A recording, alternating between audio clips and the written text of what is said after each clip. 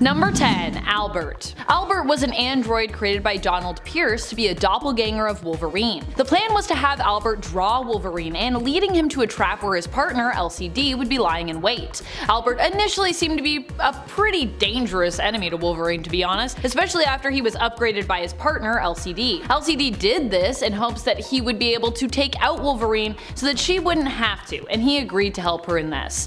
After his upgrades were complete, she gave him the name of Albert, after Albert Einstein, because now he was not only much stronger than he was originally, but also much more intelligent than he'd been previously. While still not as strong as Wolverine, Albert proved to be a pretty menacing foe, for the time that he was a foe. And friends, before we move on to this next spot, if you are loving what we do here at Top 10 Nerd, please go check out our newest channel, Most Amazing Top 10 Anime. You're not going to want to miss it. Number 9. LCD. LCD has to be one of my favorite Wolverine villains out there. She appears to be a harmless little girl, but is really an android created by Donald Pierce to act as a bomb, in the hopes that she could be used to kill Wolverine. LCD was meant to operate as the bait in this plan and was supposed to not be advanced enough to fully understand the weight of her own sacrifice in it. However, when she was being built, she was accidentally given the maximum logic system. Oops.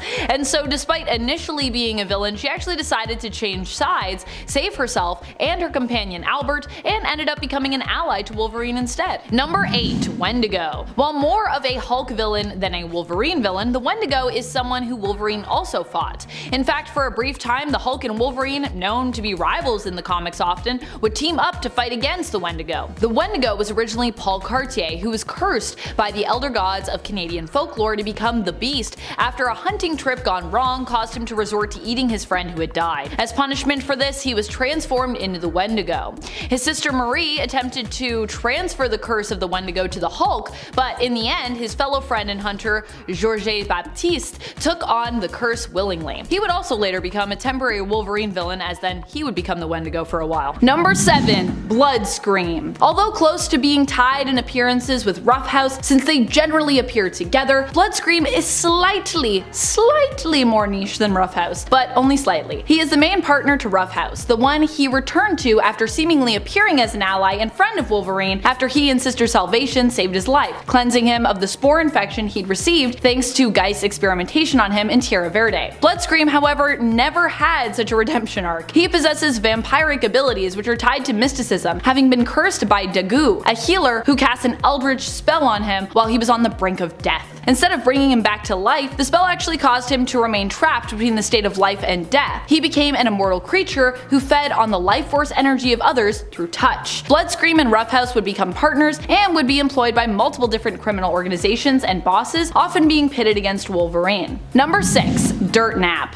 Dirtnap is a weird character, but one who kind of has a beautiful story. Dirtnap originally appeared as one of Genesis's Dark Riders, Tyler Dayspring's Genesis, just to be clear. Dirtnap was a mutant who had an ability where he could absorb beings into himself, thereby adopting their form. However, you would know it was Dirtnap because of a red smiley face that would often appear somewhere on him, usually on his clothes or, on his body while in that form. While fleeing from Wolverine, however, who he'd been going up against at the behest of Genesis to try and capture, he absorbed a rat and kind of became stuck or otherwise just preferred this form, keeping it. Dirtnap would later on actually end up joining the X-Men, befriending Generation X, and even sacrifice his own life to protect them. However, we are now in the time of mutant resurrection, and more recently in the 2022 series of Marauders in issue number 6, Dirtnap was actually spotted spying on Lockheed, who was in turn spying on villain Brimstone Love's Theater of Pain. When Dirtnap had turned good, his smiley face had actually changed to yellow, but when we recently spotted him, his smiley was back to red.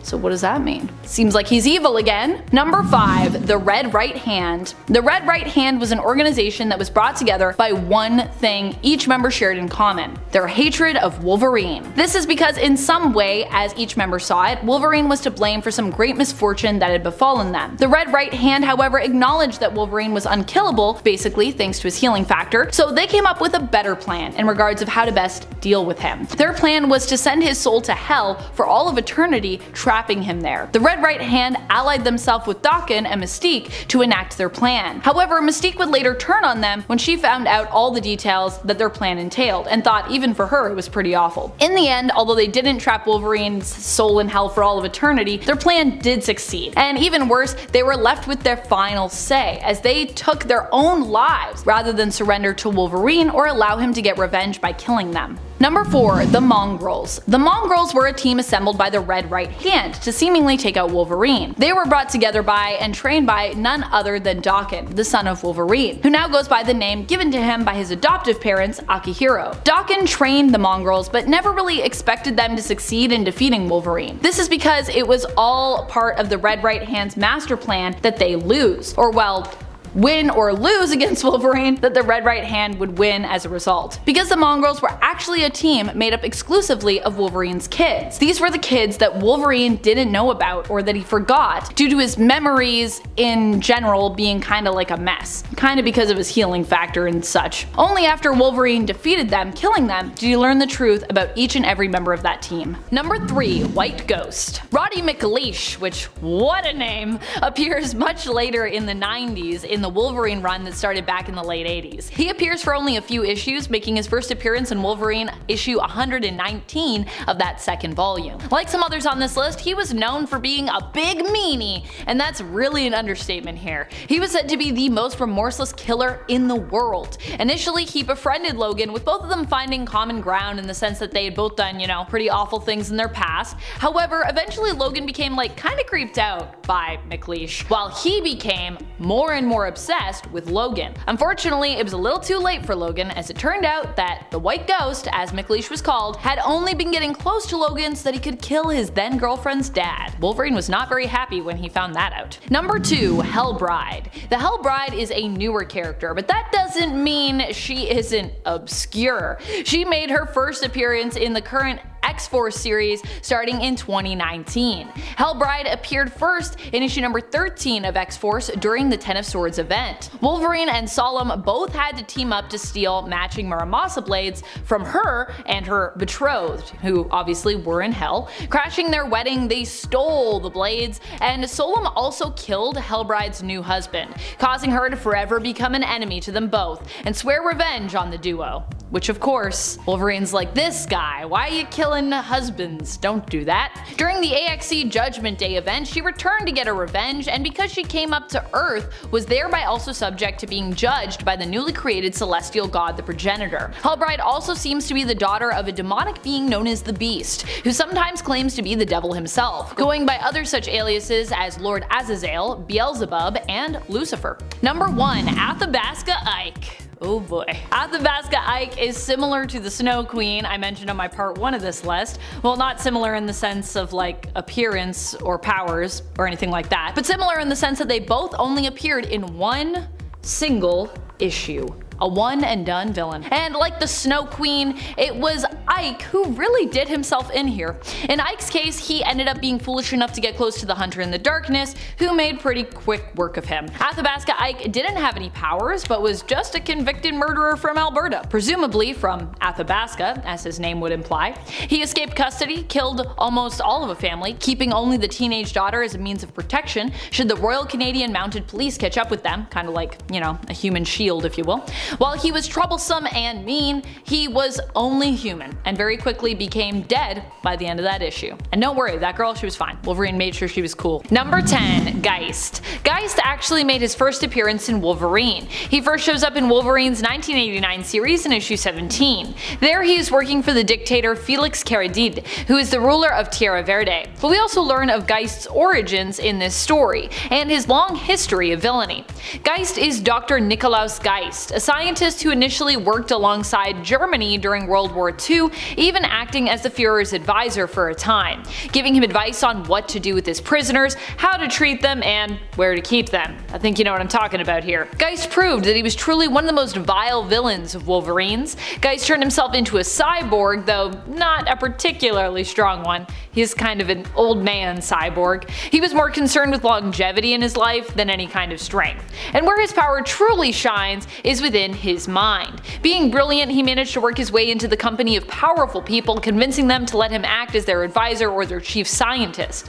Geist was also behind the unleashing of another seemingly unstoppable villain of the time, Spore. Spore was pretty crazy, to be honest. Number 9. Cyber. Weirdly, Geist is not the only cyborg enemy of Wolverine. In fact, he kind of has a few of those. I'm actually surprised none of them ever reached out and attempted to start a team all their own, like the Cyborg Wolverine enemy team dedicated to being cyborgs and taking down Wolverine. Sadly, it might be a little too late now, as quite a few of the cyborg-based enemies that I'm thinking of at least have been seemingly perma-killed. However, Cyber, despite being killed more than once, is actually not one of those. He is currently alive in the comics and was last spotted in 2018 in a Ben Reilly comic, surprisingly. Cyber initially was introduced as a Wolverine villain. His first form was fairly unstoppable and possessed powers similar to Wolverine, including retractable claws and a healing factor, because Wolverine villain. But it should be noted, every time he's come back he's been like a little bit different in terms of what his power set is. And friends, before we move on to the next spot, if you are loving this list and you want to hear about more amazingly powerful Wolverine villains, be sure to let us know by giving this video a thumbs up. And maybe comment below, and maybe share, why not? Number 8. Mystique. Mystique is an iconic villain for Wolverine, starting out as his enemy way back in the times of the Wild West, just as that period in history was actually ending, circa 1921. The two met for the first time way back then, and although Logan initially decided to trust Raven, she would inevitably end up stabbing him in the back. Something Wolverine would not forget over the years whenever he ran into her again. Mystique isn't a super powerful character in terms of who can hit the hardest, but she is powerful in the sense that she is a master deceiver and manipulator.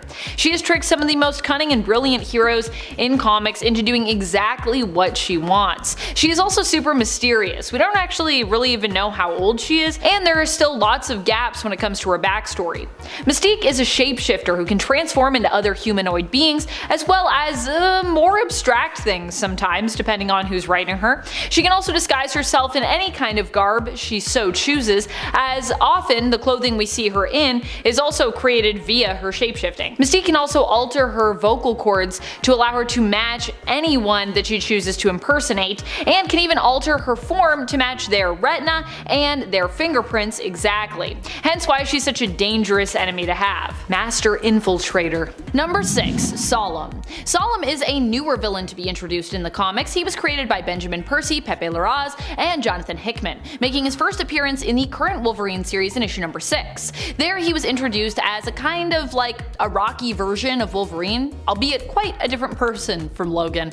While Logan generally prefers to be on his own and wallow in his past and sometimes his current miseries, Solemn is more of a hedonist who prefers to celebrate life and be surrounded by beautiful people, delicious food and wine, and indulge in general debauchery. He has adamantium skin, whereas Wolverine has adamantium laced bones. Both of them were required to get Muramasa blades as well to participate in the Otherworld tournament during Ten of Swords, and jointly ventured into hell to do so. Solemn has already sold out Wolverine multiple times, despite having only made a few appearances in the comics as of yet. Number 5. Hunter in the Darkness. The Hunter in the Darkness is an interesting character. While Wolverine did once free the werewolf-like being from a trap years ago, they still remained an adversary of Wolverine. However, it has been implied in the comics that there is a sense of camaraderie between these two. Initially, when we first meet the Hunter in the Darkness, it was made to seem, and in fact some characters in the issue did think, that the Hunter was actually a more feral version of Logan. Hunter in the Darkness first appeared in issue number 34 of the 80s Wolverine series,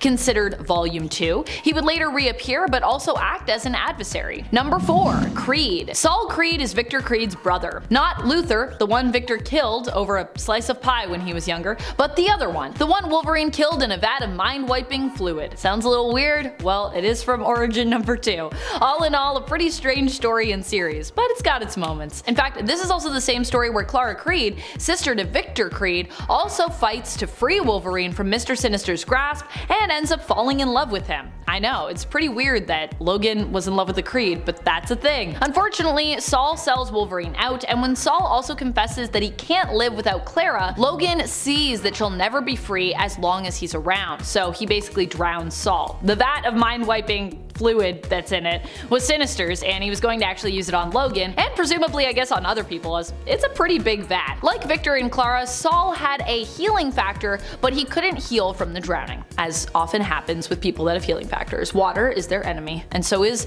mind-wiping fluid apparently. Number 3. Silver Samurai. Silver Samurai is a master swordsman and a mutant. He is so confident in his abilities to beat Wolverine in battle that in issue number 1 of the 2020 Cable series, when Logan asks when the two are going to fight one another for sport and entertainment on Krakoa, Silver Samurai responds with, "Is it your intention to give everyone on the island a marker?"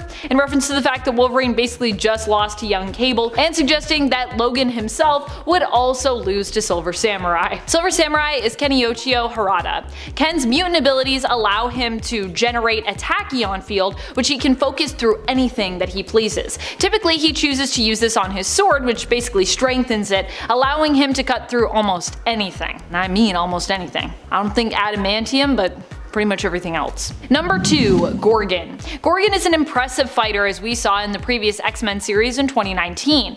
In issue number 4, Gorgon is revealed to be a member of the security detail that Xavier, Magneto, and Apocalypse take with them while attending a diplomatic dinner with the other world leaders. Gorgon is asked to hand over his swords at the security clearance gate, as they are deemed too overt as far as permitted security weapons go. But Gorgon actually refuses and goes to respond with, "The problem is that you look at me and you think the blade is the weapon."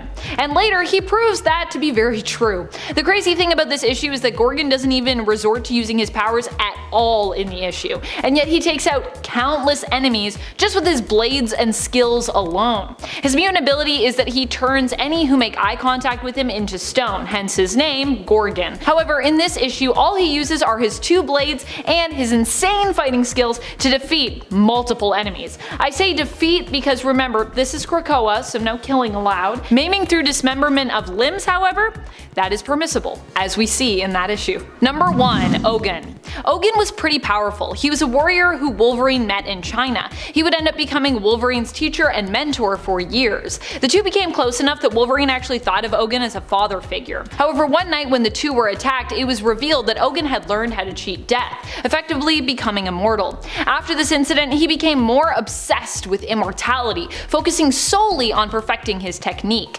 Perfection to him was being able to leave his own body and take over the body of others, allowing him to gain more power and in essence remain eternally young. He planned to use this technique on Logan actually, but Logan left before Ogun could attempt it. Later, Ogun would temporarily possess Kitty Pryde, but be defeated by Wolverine. He was even at one point sent to hell and still managed to return, so he's pretty unstoppable. Number 10. General Koi. General Koi is the criminal uncle of Jean Koi Man, aka mutant hero and New Mutants and former X-Men member Karma. He was pitted against Wolverine under the guise of Patch in Madripoor as a result of Logan allying himself with Koi's rival, the still criminal but more respectable Tiger. And friends, before we move on to this next spot, if you are loving what we do here at Top 10 Nerd, please go check out our newest channel, Most Amazing Top 10 Anime. You're not gonna want to miss it. Number 9. Romulus. Romulus is an often forgotten villain, although some of you may occasionally remember that he exists. He claimed to be super old and to have originated from a lupine tribe who were descended from dogs or wolves as opposed to apes. He's also claimed to have been a Roman emperor, but it's more than likely that neither are true, since both claims were tied to his connection to the lupines, which he later stated, never existed but were a lie he told to distract Wolverine. This pretty much sums up most of what Romulus was presented as. A greater than life villain with all these powers and motives to destroy Wolverine and ties to the foundation of Weapon X, but without any real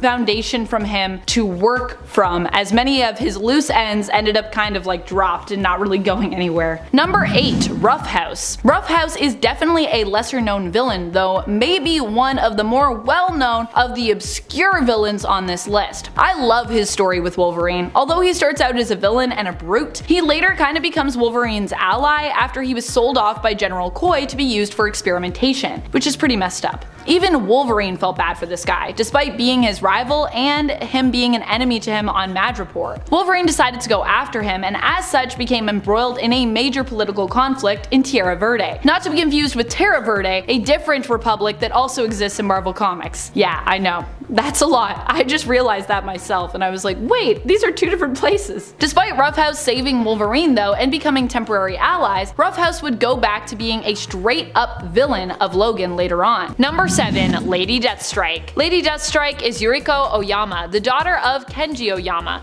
the man who invented the adamantium bonding process. So you can imagine how personal this feud is. Despite the fact that Kenji mistreated his daughter, Yuriko, after her father's death, would feel differently about him and actually ended up deciding to follow in his footsteps and continue his research. She also aimed to track down the one he blamed for stealing his life's work, Wolverine. Of course, Logan hadn't actually stolen the work, but he was the subject it had been used on to bond his bones with adamantium.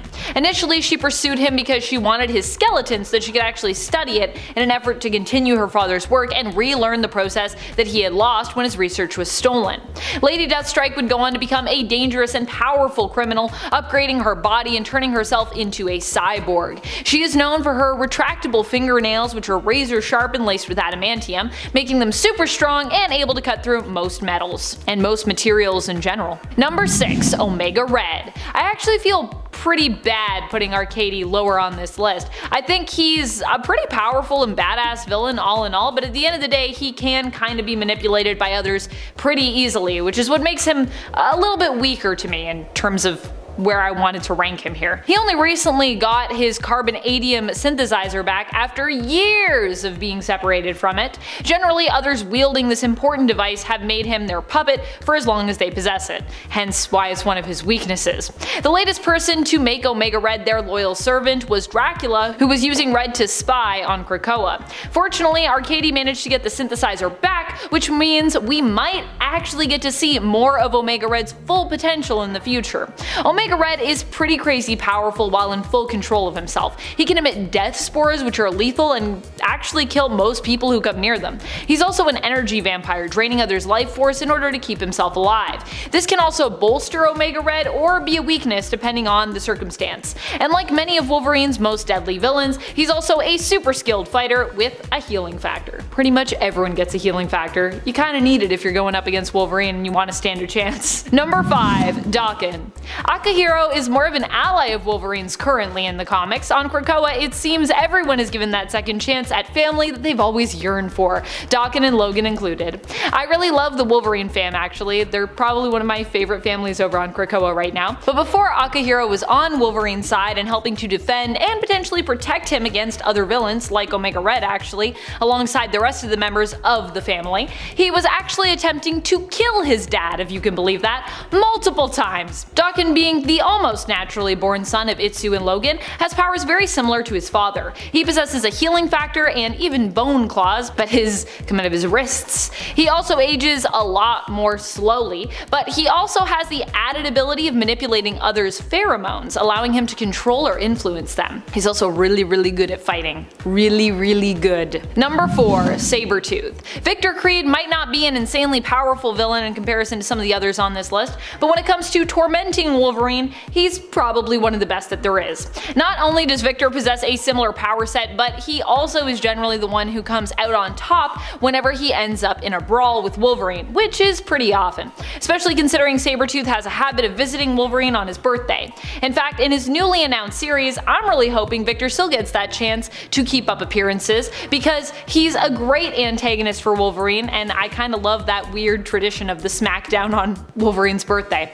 Not only is Sabretooth bested Wolverine physically, but he's also got a sharp wit, and even once devised a plot to hurt Wolverine by pitting him against his son, forcing Logan to drown his son in a puddle in the end to stop him, which ends up somehow being even more heartbreaking than you'd think. Especially considering that son was Daken, and as I said, Daken has been kind of out to kill his dad in the past, so you wouldn't think that would make you sad, but it did. It was pretty sad. Number 3. Charlie Chainsaws. He's a real guy. He's about as ridiculous as he sounds, but also about as terrifying as he sounds too. Charlie Chainsaws appears in Wolverine Weapon X, where he's one of Dr. Rotwell's patients in later experiments. Charlie Chainsaws was locked up in the Dunwich Sanatorium because he liked killing people with chainsaws. To make him even more deadly, Rotwell decided to therefore give him chainsaws for hands. This didn't make him a very quiet or tactile killer, but it did make him a very bloody one. Eventually, Wolverine would escape the sanatorium, but so would Dr. Rotwell and his beloved experiment experiment, Charlie Chainsaws. Number 2. Spore. Spore was apparently a super ancient evil that was created by the Deviants way back as a weapon to be used against the Eternals. However, Spore didn't just do harm to Eternals, but kinda to all living things it came in contact with. As such, Spore was condemned by the Celestials and killed, or at least defeated, long ago. Or so they thought. While destroyed, Spore lived on in the soil where he was defeated. Eventually, through this soil, he was able to return through substances that were grown in it, and used for experimentation on people, like ROUGHHOUSE. In fact, ROUGHHOUSE ended up infected and had to be saved later on by Wolverine as a result. Wolverine and his mutant friend Bandera ended up fighting against Spore with some help from the people of Tierra Verde and Sister Salvation, who possibly herself was a mutant, although we're a little unclear on that. While defeated, a small piece of Spore would apparently survive, having resurfaced this summer somewhat randomly in an Iron Man comic.